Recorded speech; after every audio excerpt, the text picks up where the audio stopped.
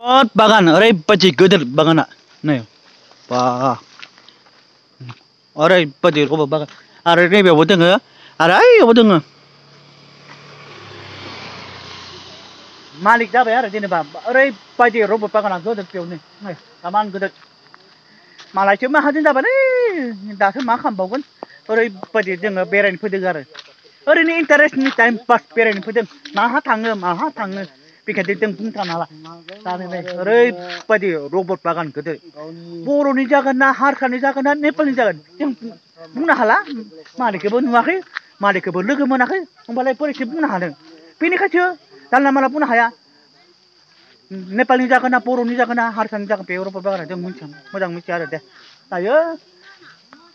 मा थांगोन दायो जों बुंनो हाला दे दायो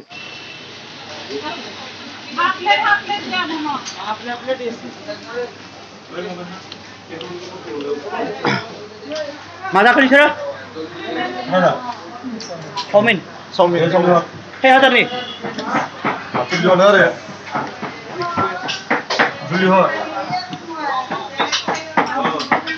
अखायालाय मा डिस्टार्ब खालामखो जोंहा अरुणाचलाव थांनायमोन माने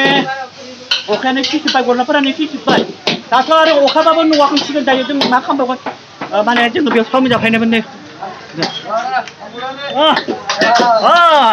बाब बरिया किमान फारला फैसाया दायो जोङो गरमायाव दंफायो माने आरो अरुणाचलनियानो पुलिसफोरा हाबनो होआ गावगायसिनि अरुणाचलफोरा जोंनि आसामाव हायो बिराद फाल्तु अरुणाचलनि पुलिसा बिराद फाल्तु गावगायसिनि बा जोंनि आसामनि मानसिफोरा हाबनो होआ ओरैनो मानि बोथोर फैलाय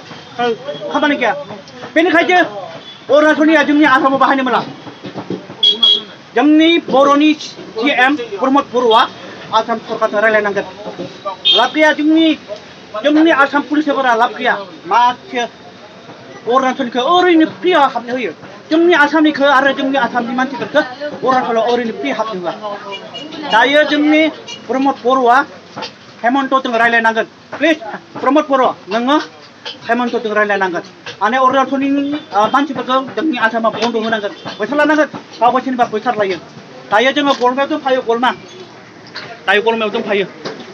अखाया खस्थ' मोनथारबाय दे अखाया माबायदि अखाया बिराद खस्थ' दा जोङो सिजाबायना नै बिथाङानो